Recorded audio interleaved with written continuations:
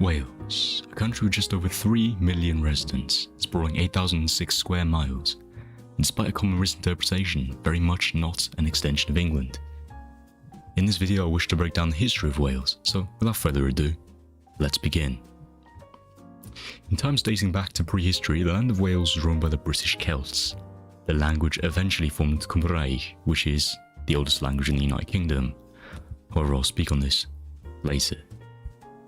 Due to the nature of prehistory, there isn't a huge amount we know about this period. However, there are human remains from about 230,000 years ago, from people who roamed what is Wales. Teeth, axe heads and animal remains were all found in a cave near the River Elwy, and that is how we know they existed. Now we skip forward a few 100,000 years to 48 BC, and the Romans do what they do best. They came, they saw, they conquered, but not without resistance. The land that was occupied by Wales was distributed between 5 major tribes: the Decangali to the northeast, the Oddavorses to the northwest, the Demesa to the southwest, and the Silures to the southeast, as well as the Cornovi in the central borderlands areas. When I say borderlands in this video, I mean the kind of area between England and Wales.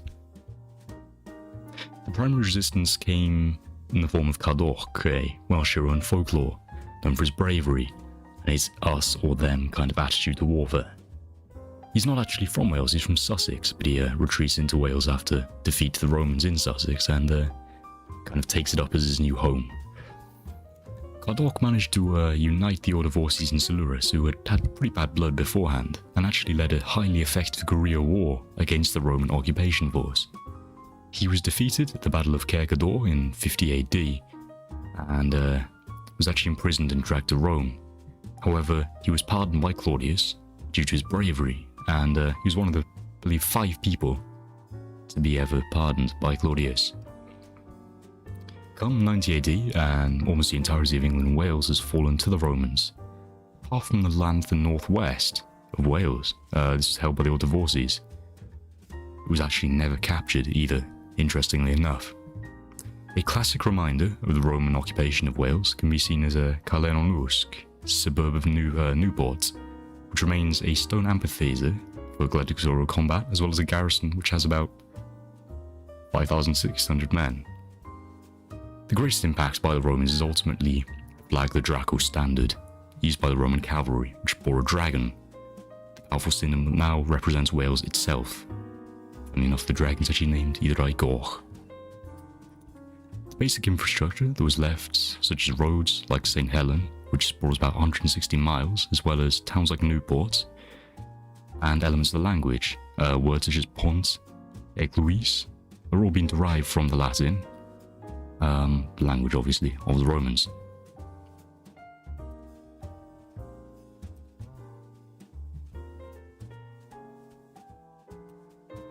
Following this, the nation became a bit of a melting pot of cultures, with many modern-day Belgians and Dutchmen claimed stakes in what is now Haverfordwest in Pembrokeshire. This is also the time where Cymraeg, the 4,000-year-old language, began to be phased out in a relatively aggressive fashion. This is due to the fact that the new English rulers didn't want the subjugated people speaking a common tongue which they could use to overthrow these minority rulers. 1284 also saw the issue of royal ordinance, which means that laws would be issued directly by the king and they would be kind of upheld in Wales. It was intended to settle the government of Wales after the execution of Dafydd ap Gruffudd in 1283, and the English criminal laws would be introduced. However, Welsh custom law would still operate in civil proceedings.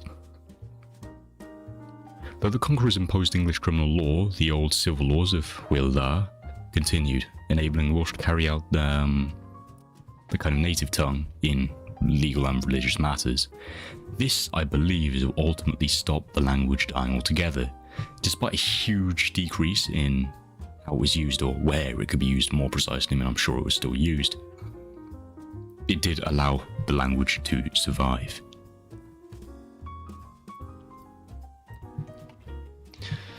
We move swiftly on from the Roman superpower to an ambitious French king who took over the English monarchy and helped form Wales into the nation we know it today. This is, of course, William the Conqueror. the victory of the 1066 Battle of Hastings.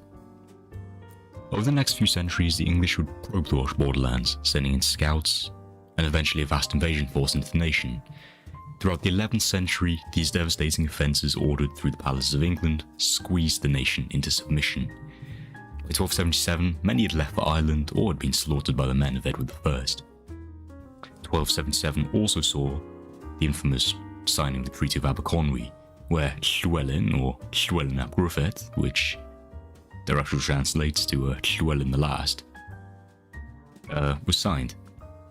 The Treaty of Aberconwy forced Llywelyn to cede his lands outside of Gwynedd, the English monarch, and yet still allowed him to retain the title of Prince of Wales. The final Prince of Wales was finally cut down after a bloody war against England I. As an act of goodwill to his new subjects, Edward I promised there would be a Prince of Wales in the courts of England. However, in typical English fashion, he bent the promise and gave the role to his son. This tradition is still present to this day, with the current Prince of Wales being Charles.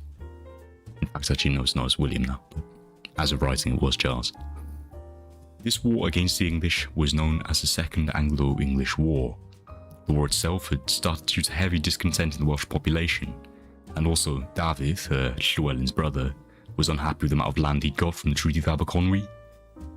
It was also the fact that Edward I had actually, I believe, declared himself feudal overlord of Wales, essentially, apart from the north of Aberconwy, which was obviously Llywelyn and Dafydd's area. Anyway, Dafydd quickly became a figurehead of the insurrection from its start in 1277. Llywelyn joins, and it becomes the main figurehead. People actually begin to call him the Prince of Wales, which actually is his title, but it starts to become kind of a pain in the back of Edward I. After a blistering campaign, the Welsh army seemed invincible, and the king's advisors met in Oxford to discuss English tactics and whether they would withdraw. Many of the barons actually suggested they should, but Edward rallies his forces instead and charges into Wales, starting the conflict for real. In 1282, the English invade Wales under Edward I, and on the 16th, the Battle of Llandoilw is fought. The English are absolutely decimated. The 6th of November of 1282, the Battle of Morley Dawn, an English army is once again routed on the banks of the Menai Straits. The morale of the English camps is at an all-time low of this war. Many people are leaving, there isn't enough food, and there are even some reports that there's cannibalism in the English camps. Wales are vastly successful, but this is still in the kind of northern regions of Wales. Now, the big mistake is Wales moved from the north into the centre, and the Battle of Owain Bridge, Llywelyn is killed. He is ambushed, and the morale of the Welsh troops is immediately dissipated. Without a clear leader in the north, Dafydd, who is slightly further south, has to kind of make a decision, and the army in the north essentially just falls apart. Dafydd keeps on fighting, but is eventually lost. Dafydd is captured and is hung, drawn and quartered. 1283 sees the last remains of the castle of Gwynedd, and they are captured. The royal courts of Wales withdraw and they shelter in the mountains. Some of the Welsh actually, interestingly enough, did not consider this to be a war against the English, however. They considered it to be a war against the French. This is hence, the Norman tongue. The war ultimately cost England £170,000. The region of England actually got about £40,000 a year, so they were at a massive loss. However, Edward I believes it was worthwhile. And, I guess time will tell, and has told, if it was worth it or not. I now move on to Owain Glyndwr. Born a Welsh noble and a man in the Marcher lands, Owain was, in early life, a Welsh subject to an English kingdom. He married the daughter of an English lord and continued his lifestyle of a nobleman until he was enlisted. Despite being trained as a lawyer, Owain never followed that profession, instead going off to serve in the army. After fighting in the armies of Richard II of England, Owain became well known. His name was actually relatively famous in the borderlands areas between England and Wales for his bravery and valour. 1399, however, saw the King of England, Richard II, dethroned by the lustful Henry IV. He did not, however, have the best claim to the throne, with Edmund Mortimer, one of the key lords in the Marchlands area, having a superior claim. The Marchlands are going to be in the borderlands between England and Wales, more so on the Welsh side though. Owain was very unhappy with this, and like Dafydd, started a revolution. Owain was granted the title Prince of Wales. The campaign was unlike Dafydd's, however. It was not an open war, it was not muscle v muscle. Picture it more like Robin Hood. It was like guerrilla tactics. I'm not even sure if you could call it that, to be honest. It was kind of a messy war. Kind of small outbreaks of violence, and then nothing for a few more weeks. And then again, a huge kind of, skirmish, and then nothing. History cannot truly recount how Owain died. However, he's been eternalized by the strong man that he's supposedly been, with the cunning of a fox. In his play, Henry IV, Shakespeare portrays Owain Glyndwr as a wild, exotic, magical and spiritual man, playing up to the kind of romantic side of the Celtic tradition. In the 19th century, his life and legacy was beginning to be rediscovered as the Welsh nation began to rise again. The discovery of his seal was proof that he was a national leader, and during his era he was kind of the head of state. He's also believed to be a pretty damn good one. The nationalist movement has always held Owain Glyndwr as a figurehead, but he's now kind of a mass figure in Wales, just culture generally. Statues, monuments, pubs, or even street names commemorate him and his legacy.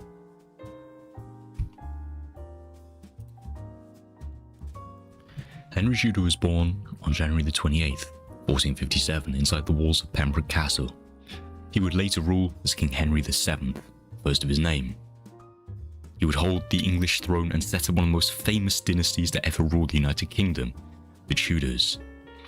Despite his head and his son being the most famous of his line, Henry was the man who fought the War of the Roses, and kind of a man born in Wales ascending to the royal throne was big news. Henry was exiled in his early life and began plotting against the poisoned dwarf Richard III, with the French and the Lancastrians kind of in cahoots to overthrow the little man. Henry was promised himself to Elizabeth of York, daughter of Edward IV, and the coalition was born. Henry, when returning to Wales, landed in Milford Haven and marched for Wales. And by Wales I mean London. Shit. The campaign was fast and brutal, with the stage was set at Bosworth for a final reckoning. Winner takes all. As it happens, Henry's armies absolutely obliterated those of Richard III, which his famous last words supposedly being pleading, a horse, my kingdom for a horse." However, he got no horse, he just got a sword through his gullet and a mockery made of his name in history books. Henry ascended to king through inheritance of judgment of God. I don't think that's a thing anymore, so don't try and kill the king and claim, inheritance by the judgment of God, please. I mean, just don't. Henry went on to be a pretty good ruler. Died at 1509 after a decently long life, filled with governance and a bit of fighting here and there. The Victorian era saw Wales remain highly rural, however, with the ever-growing population of 500,000, industrialisation began to occur in this era. The mining industry exploded under Elizabeth III, with areas like Pontypool and Bersham mining and forging iron, Carmarthenshire with its famous lead and silver mines, and Swansea and Neath, spotting copper. Most famously of all, however, was Glamorgan, with its coal-rich stone that would be hacked by generations of men, down and down and down. However, even at this time, the early 18th century, the agricultural industry was far and away more profitable and widespread. Particularly at this point, the Welsh economy was very reliant on wool.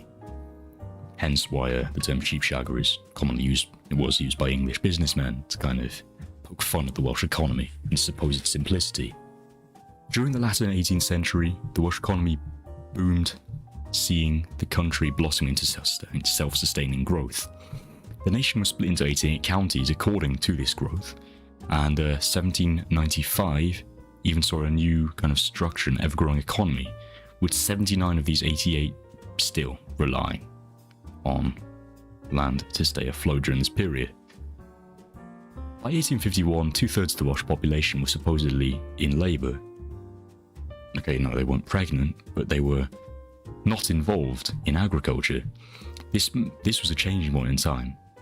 And actually, Wales, during this period of 1851, was the second biggest industrial nation on the planet. The growth in heavy industry was fueled by the wars, such as 7 Year and the American Civil War, War of Independence, and French Revolutionary and Napoleonic Wars. In the late 18th century, Bersham was one of the leading ironworks on the globe. Along with Monmouthshire and Glamorgan, they produced about 50% of the iron exported by Britain at the time. In the long term, however, developments in the southeast were more important. The ironworks of Merthyr Tydfil, Carnarvon, Dalways in particular, gave rise to Wales's first industrial town. This is a huge step for the nation, which had now achieved full industrialisation.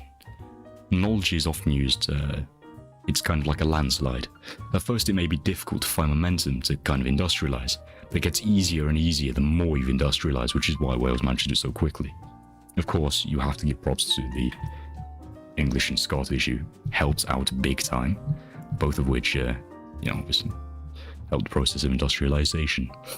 Following the industrialisation of Merthyr, Swansea, Neath and Llanelli, other areas such as Snowdonia, which was kind of more known for sheep farming and wool industry, turned from a primary industry to a secondary industry in a few years' time, and slate operations began.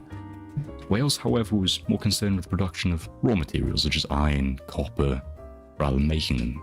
That was done elsewhere. The example of iron will be past the English, cities like Sheffield and Birmingham.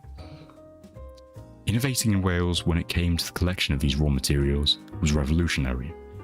A term known as the Welsh method was coined. This term is still used to this day, and it kind of relates to the fast production of iron, and the skill of the Welshmen didn't go unnoticed. Quickly, the Welsh were shipping off goods to the Cape Colony, which is modern-day South Africa, to lay hand to the famous Cecil Rhodes, or should I say infamous, founder of Rhodesia and New Imperialist. One of the key features of the Industrialization Revolution, or the Industrial Revolution as it's more commonly known, was the invention of the train. These large cargo-holding vehicles could traverse large strips of land at high speed, and they were crucial for the betterment of nations across the hemispheres. The aforementioned factories in Merthyr Tydfil were crucial when forming the locomotive industry. Interesting fact, the first experimental train was trialled in Wales during the year of 1803. Due to the locomotive industry at the time being highly reliant on coal, that was the fuel for the steam engines, saw a new era in Wales, an influx in capital, with nations all over the world wishing to get their hands on this resource. That being said, around 49% of the coal in Wales stayed in the country, with the rest primarily being exported to England.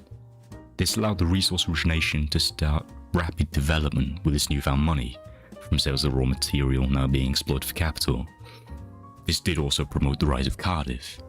And no, that's not the new name for a Star Wars film.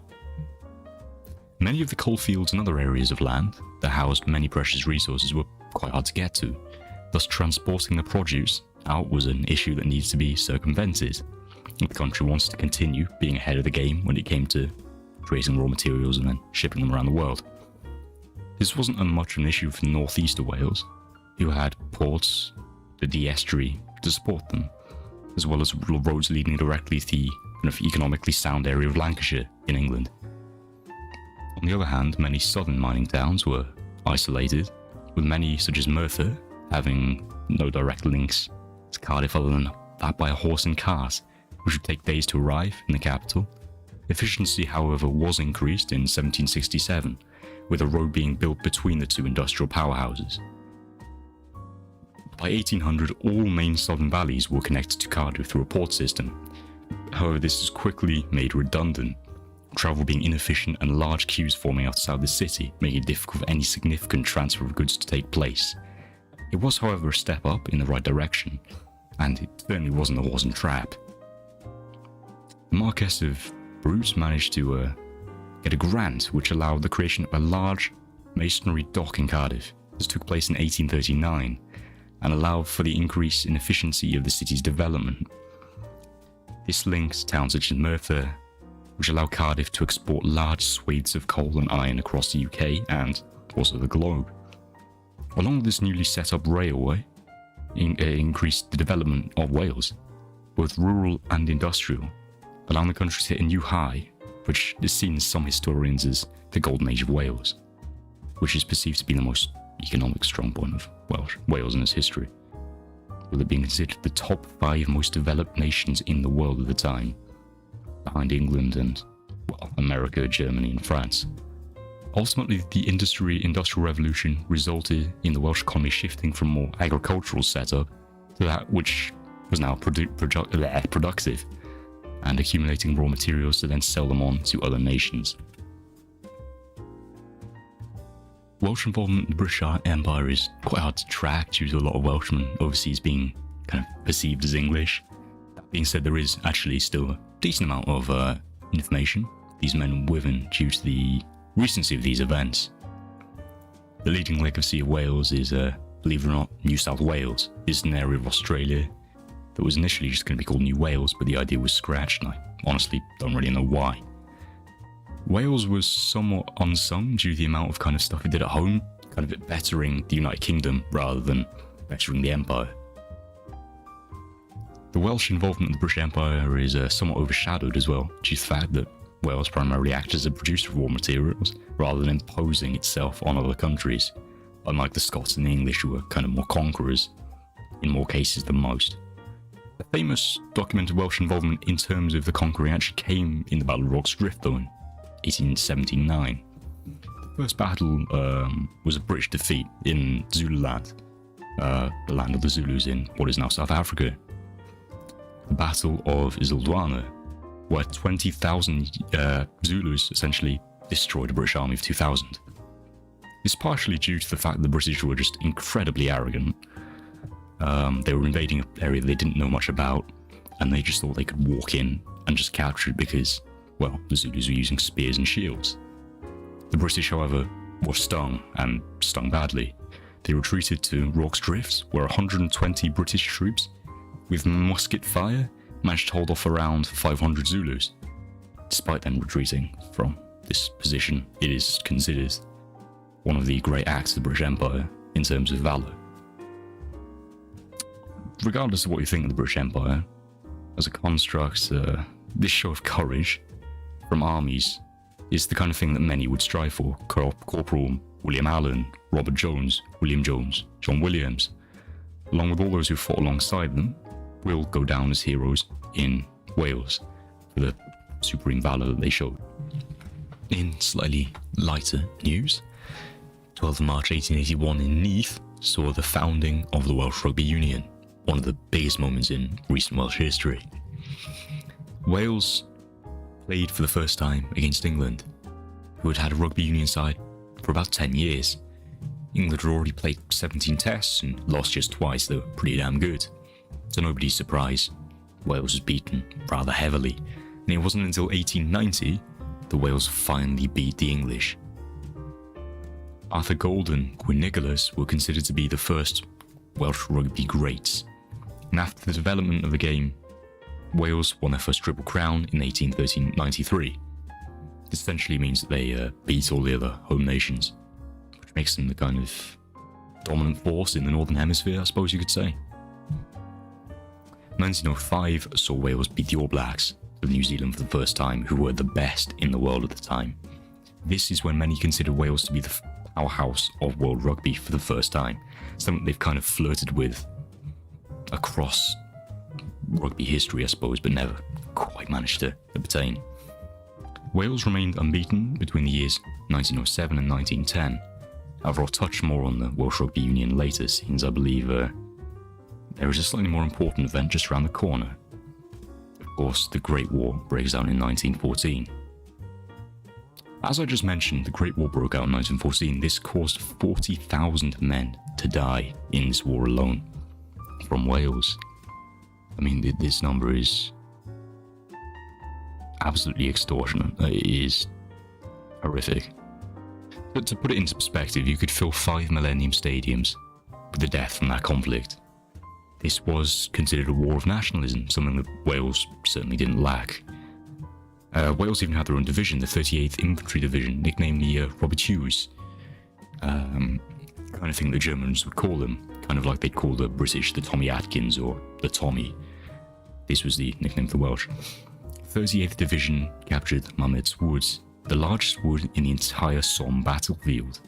It stretched a mile wide and over a mile deep, and Mametz was packed with trees, dense forestry, wood that would be very, very hard to traverse, even if you weren't being fired upon by German machine guns and mortar fire, making the capturing of the wood almost impossible. The 38th were poorly trained, to be frank, and it was mainly young men who wanted to join to play the Great Game, as it was called back home.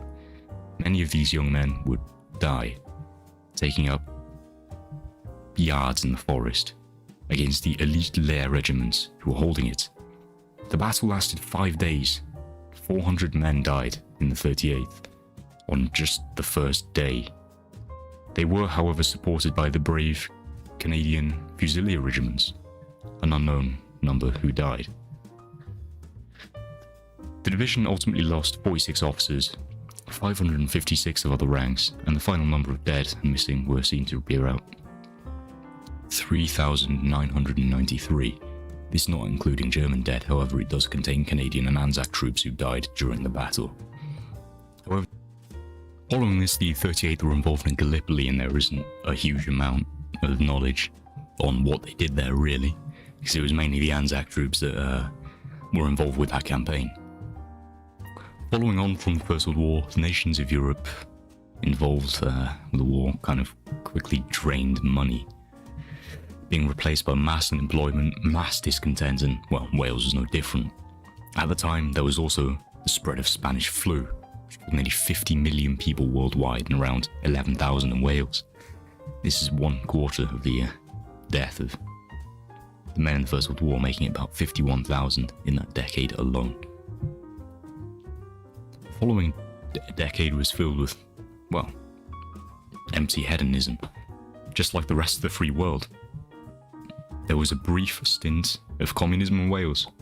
The Welsh Marxist Party became rather popular in northern Wales in the late 1920s, however, this was a fruitless venture and never really saw the light of day. Not a huge amount actually seriously happened in Wales between the two world wars. It was kind of an area of rebuilding, licking of wounds, and, sadness from the lost generation. And of course, that leads us to the second catastrophic world war in a matter of years. In 1939, Britain declares war on Adolf Hitler's National Socialist Germany. It's estimated around 300,000 of the 5 million British army were Welsh, about 15,000 of which lost their lives. You may be skeptical of those numbers, and I don't blame you. I mean, the general sense I'm getting from my sources was there was a larger number of women in Wales that were in the army, so it wasn't just 300,000 men fighting. This automatically means they're more likely to survive, so that's why only 15,000 to 300,000 actually lost their lives, because, obviously, infamously, there was a high death rate in the Second World War.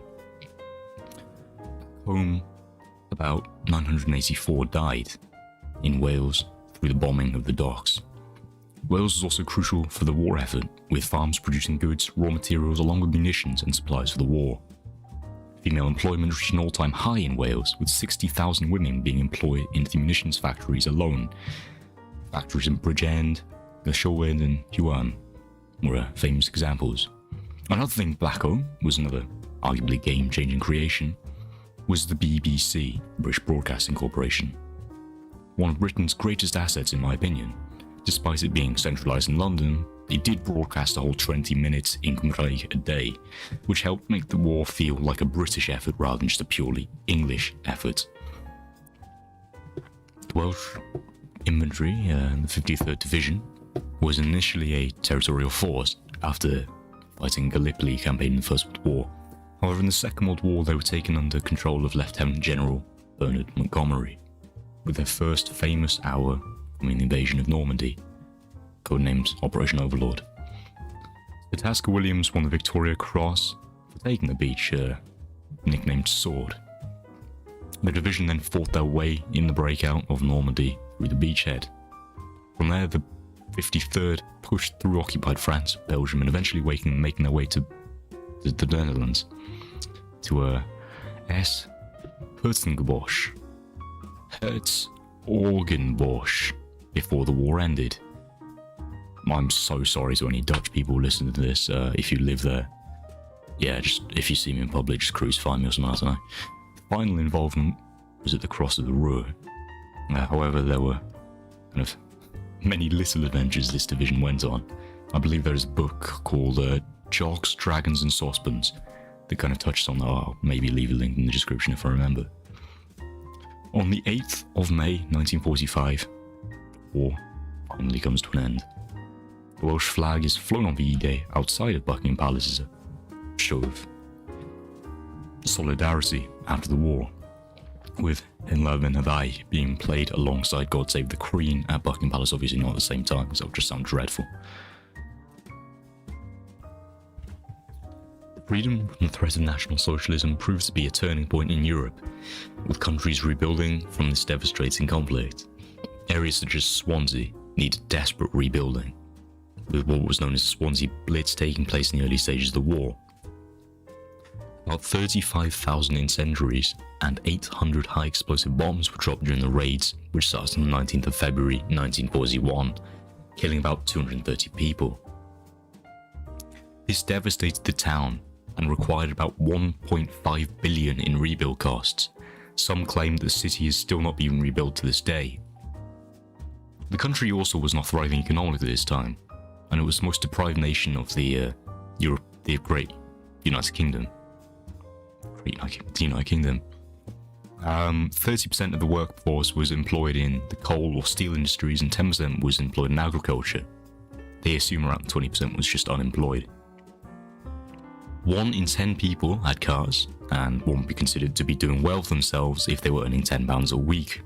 To put it into kind of context, the average Englishman was earning £12 a week at the time. The inequality between England and Wales obviously caused unrest. After fighting a war under the guise of being British and yet not receiving relief from Downing Street, their contribution almost feeling like it was overlooked. Large swathes of the country also didn't have access to tap water or electricity, around, 1 telephone per town/village being available. The nation who had been 100 years prior, the second to industrialise, was being left behind. Its constant involvement in English affairs, under the supposed concept of being British, had made the nation weaker. Of course, they did obviously reap benefits, so it's not just a one-sided battle. Along with the end of the war came a new Labour government, which was highly supported in Wales. The founding of the National Health Service, the support of agriculture, was widely accepted in Wales. The nationalisation of coal mining was also hugely popular in Wales. However, numbers of coal miners had decreased over the decades for various reasons. Most effective decline in industry and, well, you shall not be named just perpetuated ultimately. In 45, Wales had about 124,000 miners, which fell to about 33,000 in 1975, before dying a death under the Thatcher government, with less than 1,000 by the end of it. The post-war era also saw a rise in music. Rather like the 20s, people wishing to escape from the normal draws of life looked for music. So what kind of music would they look for? Well, they were looking for the new rock and roll music, the Teddy Boys. A young man from Pontypridd called Tom Jones hit the stage for the first time in 1963. After being closed with illness for much of his younger years, Tom began to realise that singing was the thing that he wanted to do. After being talent spotted, he moved to London, where his career blossomed into global recognition. And, to be fair, he got quite a lot of stuff thrown at him on stage. The new era of music that Jones and his counterparts such as Elvis Presley and Little Richard were creating was known as rock and roll. Jones even played up to the dislike of so-called Teddy Boys with provocative acts that would seem censored on television, and even banned from certain values due to controversial performance methods, which included, well, just suggestive dancing, really. It's fair to say that Tom Jones was a leading rock and roll artist, and rock had been considered to be, one of the birthplaces of modern pop, with Jones arguably being a primary figure in the globalization of this new music phenomenon. He's also pretty damn good at singing, which does help when he's going platinum.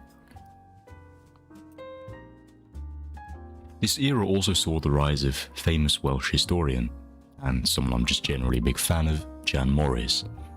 Born James Morris in 1926, to a Welsh father and an English mother, James served in the 9th Queen's Royal Lancers. After an incredibly rich education, peaking at Christ Church, Oxford University, one of the most famous universities in the world. James then followed on to become a writer for The Times, writing his most famous article after scaling Mount Everest. Reporting from Cyprus about the Suez Canal crisis from the Manchester Guardian in 1956, Morris produced what was considered the first irrefutable proof of collusion between France and Israel in the invasion of the Egyptian territory. Interviewing French air fighter forces that had been in action with the Israeli forces, Morris reported in 1961 also on the trial of Adolf Eichmann. Adolf Eichmann obviously being one of the infamous men responsible for the systematic slaughter of Jewish peoples in the 1940s. Later, Morris also opposed the Falklands Wars under the Thatcher government. John began to question and transition into Jane during the 60s and was one of the first really famous people to do so in the public eye. Morris went to Morocco due to the fact that a doctor in Britain refused to go through the process. She was later awarded the Golden Pen, a reward for literature, in 2008, and accepted a CBE despite her full Welsh nationalist identity. Morris died in 2020 beside her wife, who she'd been with for 50 years. On top of this new era of music, there was also shifts in normality in the workplace. The role of women was beginning to change rapidly, with women starting to take up full-time jobs in Wales. The Victorian woman was beginning to waste away, with the more modern image of the woman beginning to emerge. After the war, hard work in the factories had not gone unnoticed, and some women began to enter the workplace. However, this was more normalised over time. Along with this, and women getting the vote in 28, more women had a stable position in the country in a more productive fashion rather than just being confined to the old-fashioned idea of sitting in the home with the children, looking after them and, making them grow. In 1945, around 25% of Welsh women were employed in the workplace. This number grew rapidly, with around 45% of the workforce being female in 1985. The increase in popularity in Wales of sport was dramatic post-war. A particularly great crop of players came about in rugby during the 1970s, with the likes of Mervyn Davies, JBR Williams, Gareth Edwards and Barry John all competing in this unbelievable Welsh team. Had the Rugby World Cup existed at the time, many believed they would have dominated this era. Rugby was so big in Wales, some believe, because it made a nation of 2.75 million feel on top of the world. Wales having heroes on the pitch made the nation feel represented on the world stage, a way that they hadn't really had before. This is why some believe Wales gets behind the team so much. The somewhat brutal yet graceful game allows the nation to form, escapism, I suppose, during the mundanity of the weekdays. It also gave a rise to one of the great Welsh comedians, Max Boyce. The comedian used his rugby union and, mining town where he was from in a lot of his material, often using a crowd to very good effect. Boyce created a song, Hymns and Arias, a recent cultural phenomenon in Wales, really. A very light-hearted song, unlike its kind of counterparts like Ia Mawhids and what have you. They're slightly more kind of serious, I suppose. The interest in rugby was huge in Wales, whereas its counterpart football was only just alive and kicking. No pun intended. The 1958 World Cup saw Wales get knocked out to Pele's Brazil from a goal from the aforementioned man. From then until the 80s, Welsh football really didn't progress a huge amount. Swansea did well. They went from the 4th division to the 1st division, which is equivalent going from League 2 to the Premier League in back-to-back seasons. Cardiff were yo-yoing between Division 2 and 3, which is equivalent of Championship and League 1 these days. Newport were exiled from Wales at the time. And, Wrexham weren't even playing professional football. So, you know, it obviously develops later down the road, and I'll talk about that later. Off the pitch, Wales made the Electric Mountain, the Norwich, which beforehand had produced the most slate in the world, resulting in 90,000 tons of roofing tiles per year in its prime. The mountain has 2 lakes, Llyn Machno Mawr and Llyn Peris, the latter being at the bottom and the prior being at the peak. Having 2 lakes is ideal for electricity production. This is because the 2 reservoirs are at different altitudes. When the water is released from the top reservoir, energy is created by the downflow, which is directed through the high-pressure valves linked to turbines. These turbines produce power to create electricity. Water is pumped back to the top reservoir using electricity from the national grid, which is normally occurs overnight when the demand is at its lowest. Despite being made in the late 70s, it's still considered to be one of the world's best producers of hydroelectric power. Blueprints have been sold to China, America, and Canada respectively, due to the just absurd quality of this machine, basically. The 1980s was a hard decade for Wales. The Thatcher government was now in power, and the country was about to see one of its darkest years in history. However, some argue it actually helped Wales long term. Regardless, I'm not here to debate politics, I'm here to deliver a history of these events. The opinions are for you to form, and, well, I'll keep mine to myself. On the 2nd of April, 1982, Argentina invades the Falkland Islands. The Iron Lady moves forces in defense of the islands with a war breaking out immediately.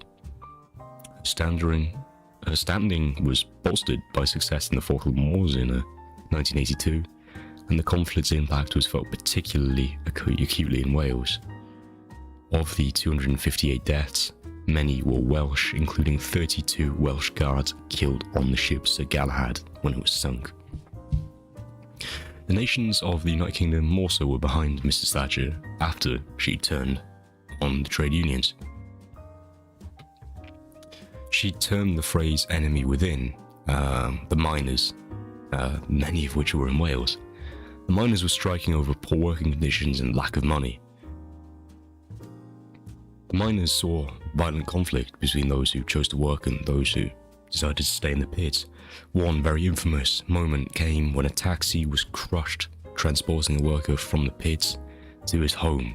2 miners on strike dropped a concrete block on the vehicle, killing both the driver and the passenger.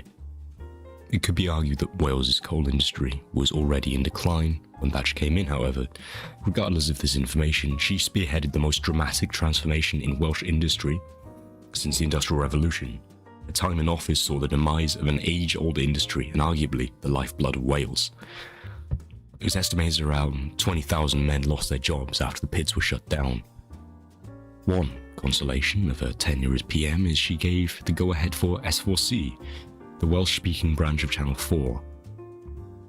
This was obviously after Ford Evans declared that he would go on hunger strike if she didn't condone it.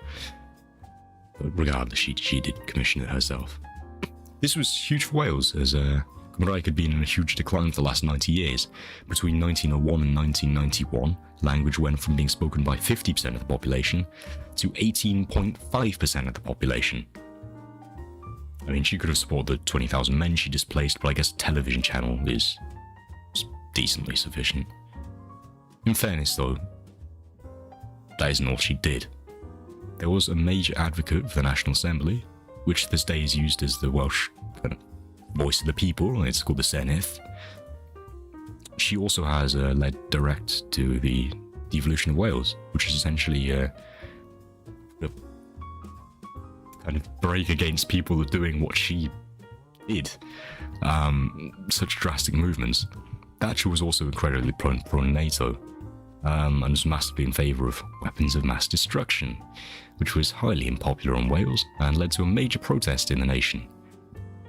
Most famously, when the nuclear missiles were moved to RAF Greenham Common in 1981, it sparked a fierce reaction.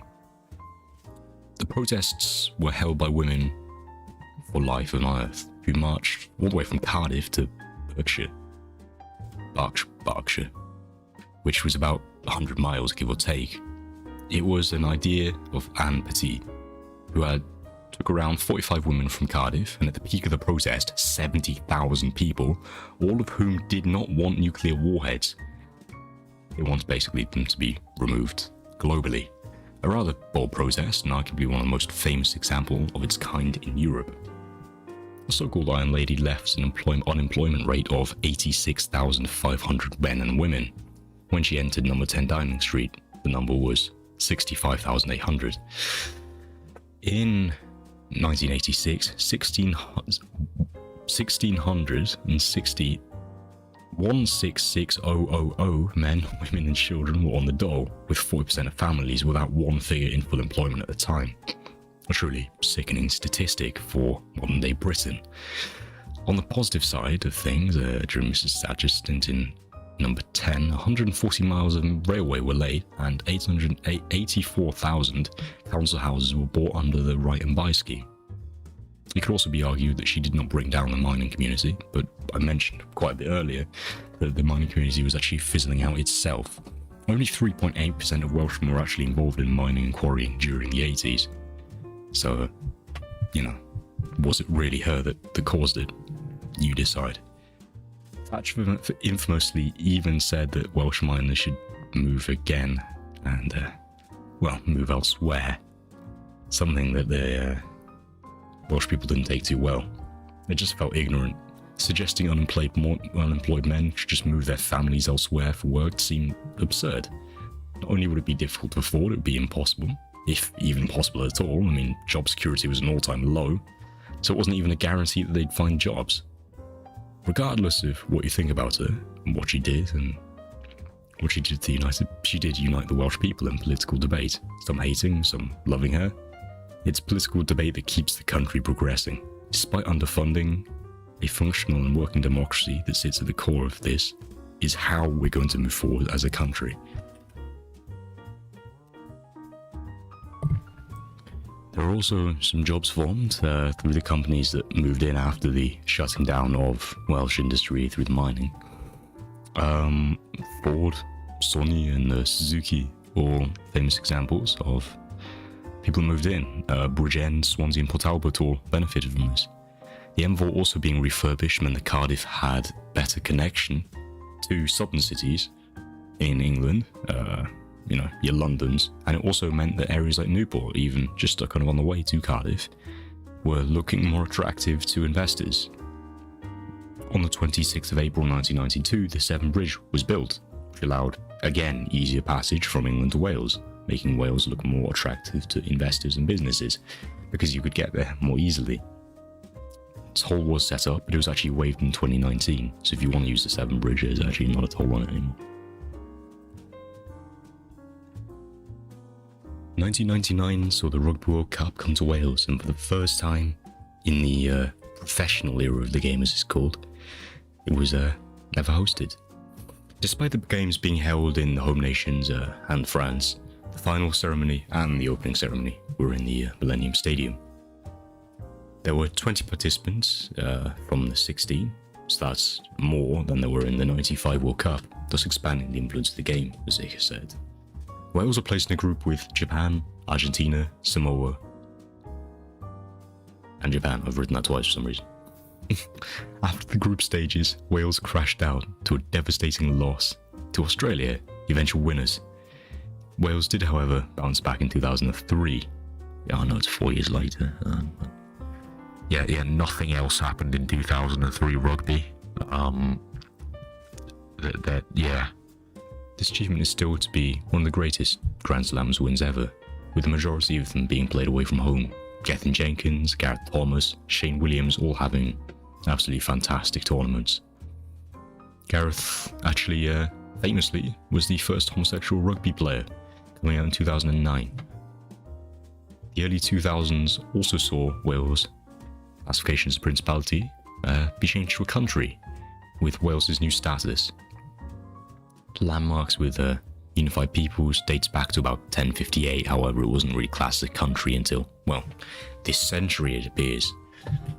On the 27th of November 2021, Wales was shocked by the tragic death of Gary Speed, MBE, who was at the time manager of the Welsh national team. Speed's death was by his own hand.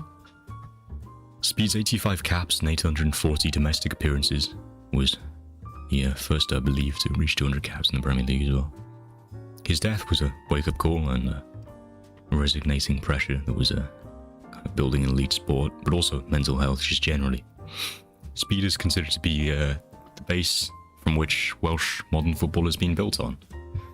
2015 actually saw Wales qualify for the European Championship for the first time in history, and it awakened the kind of Welsh passion for football.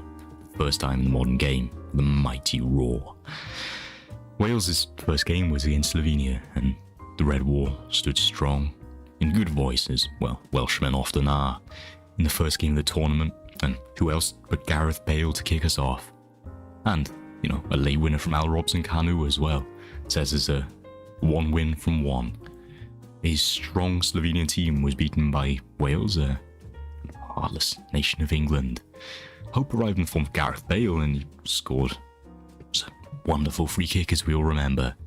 However, England fought back, and they won it in the 92nd. Daniel Sturridge scored. We move on to Russia, and it was their turn to kneel at the hand of Cymru. With no mercy, Russia was taken apart, putting up a pretty good fight for the first 11 minutes. They saw their morale crushed by Aaron Ramsey, a man who would go on to be in the team of the tournament. Neil Taylor added a quick second 9 minutes later, and, well, Bale getting a customary goal 3 from 3 for Chris Coleman's brilliant Wales team. Honestly, it's some of the best football I've ever seen. The round of 16 beckoned, and Wales stood up to be counted, braving the wave of numerous Northern Irish attacks. Gareth Bale finally found a chink in the defence, hammering a thunderous ball in, which struck the knee of Gareth McCauley, funnily enough. Own goal, and, well, sent us into raptures. It was Belgium up next, and, you know, it was a test that many of us in the Red Wall didn't think we'd come up, you know, from on. Raja Nainggolan just confirmed this with a 30-minute wonder strike. It was just an unbelievable goal, really. It was a bit of a snapback to reality. We looked good, but yeah, we were very much on the back foot. Hazard, De Bruyne both just pulling all the strings. However, a 30-minute corner goal saw us draw level. Ashley Williams, the captain, the utter jack bastard, headed the ball into the net, put us on level terms with Belgium. And, well, what followed was ultimately a piece of modern Welsh folklore. A masterpiece. It wouldn't be out of place in any museum or art gallery, in the form of little Hal Robson-Kanu. The twist, the Cruyff turn, sending 2 defenders flying before slotting a pass to Thibaut Courtois, has to be one of the best moments in Welsh football ever. The roof was lifted, and the spirit of the nation too. Wales were in the lead, and did we dare to dream? Did we disturb the football hierarchy? Oh, well, you're damn right we do. The icing on the cake, bloody hell. The icing on the cake came from a, well, blistering Welsh counter-attack. Belgium was tired, and they were scrambling back, but they couldn't stop Sammy Vokes from bursting the back of the net. Seeing Wales home and dry, and, well, most importantly, seeing a semi-final. Not bad for the first tournament since '58, eh? With a nation behind them, the world watching, we stood up tall and entered the Park of Lyon, with Aaron Ramsey and Ben Davies, both out of the fixture, however. Within a flash, Ronaldo headed Portugal into the lead, and, well, Nani doubled their lead 3 minutes later. Dazed, down and out, Wales headed out the tournament. However, with the pride of the nation remained stronger than ever. Disappointment, of course, but pride. All 23 of those boys who travelled and the thousands who followed gave an absolutely wonderful account of the nation. It's, you know, honestly, something we've strived to be, you know. We're not English, we're Welsh. You know, we're not fighting with Russians, we're not trashing stadiums, we're definitely not getting knocked out by Iceland. Welsh football culture has really brought the country to the world's eye, I think. It has also provided a culture which the country didn't already have. Not only has the love for the game kind of increased dramatically since Euro 2016, but also learning Cymraeg is spiked after the tournament. Some have argued it's not related, but I genuinely think it is. Welsh football kind of culture is undeniably very centred around Cymraeg, with many of the new chants actually being in the language. It's kind of trying to prove that we're not English by singing in Welsh.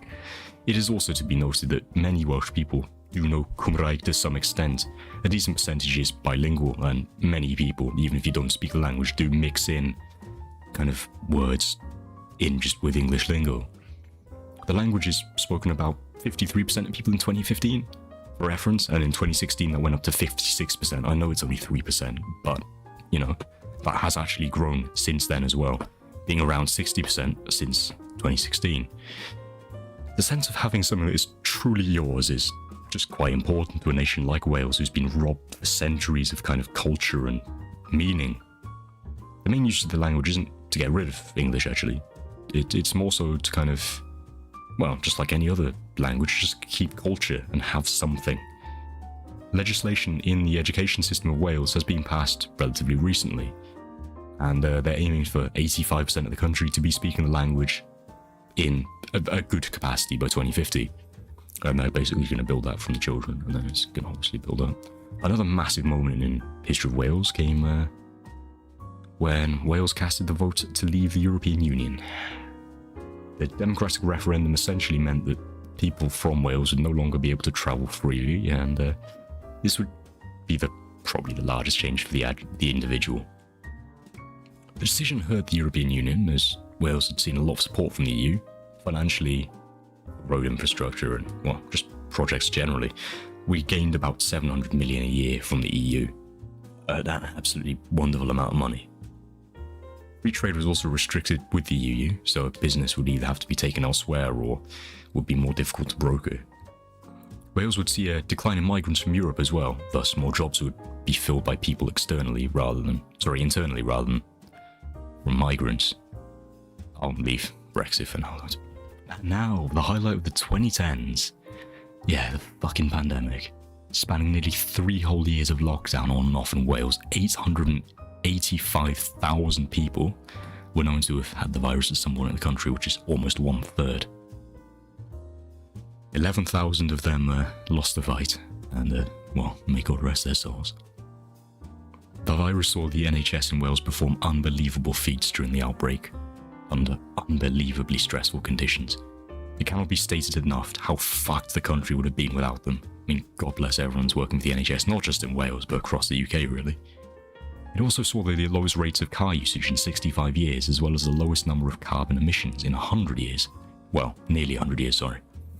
The pandemic also brought our country into a standstill politically, with the Senedd being cut down for 8 months of the 3 years it was around for. Not still around, but you know what I mean.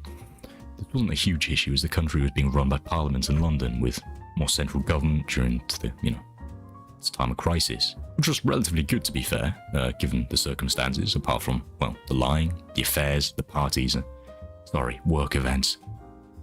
2021 also saw Wrexham being bought out by Hollywood stars Ryan Reynolds and Rob McElhenney. They actually seem to be doing a very good job. The club's obviously got a lot of press in the States and across the world with this new series, Welcome to Wrexham, I believe it's called. Actually, looks quite good. They haven't progressed up any leagues so far, but they certainly will soon with the kind of players they're signing. And, now that gets us to this year, as of recording 2022. Wales just knocked on the door of fortune, seeing them qualify for the World Cup since the first time since 58. Just shy of 70 years out of the competition. I mean, that's not embarrassing at all, is it? It is a bit nuts though, isn't it, to think, John Toshak, Ryan Giggs, Ian Rush, Gary Speed never saw the heights of the World Cup. But the time has finally come.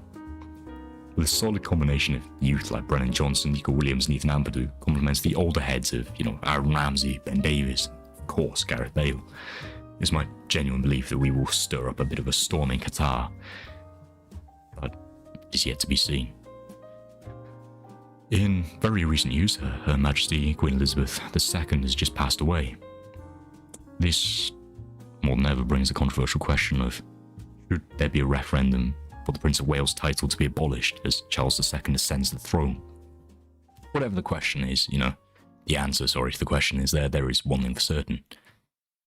Wales will survive and continue to function as a country, and we will keep on doing so until we are swallowed by the seas once again, as we were in the beginning.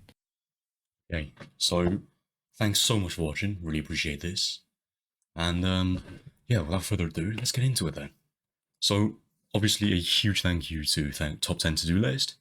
Their link will be down below. They've helped me out so much with this video by giving me the drone footage. I couldn't find anything else really that I properly liked. It was Wales orientated to put in the background, so thanks a bunch for that. Please check them out because they've been just so helpful. And kind of now onto my stuff in the future of this channel. So obviously this is the first video. I do plan on doing more kind of history videos like this, as well as just other general commentary videos. So I'd assume kind of film, media, literature, philosophy, all that kind of stuff I'll probably have on this channel at some point, as well as just kind of YouTube-y shit like tier lists and whatever, I don't know. We'll work it out as we go along. But yeah, if you like this video, leave it a like. If you didn't, leave it a dislike. Leave us a comment, because I'd love some constructive criticism on this video, what I did well, what I didn't do so well, maybe how I should edit the videos in the future, or if you are happy just with the kind of maps and graphs and then the occasional images for reference. Yeah, whatever it is, drop it down below and I'll probably read most, if not all, the comments. Alright, thank you, and I'll see you next time, I guess. Bye-bye. I've just missed the stop recording button. This is honestly so upsetting. See you in a bit.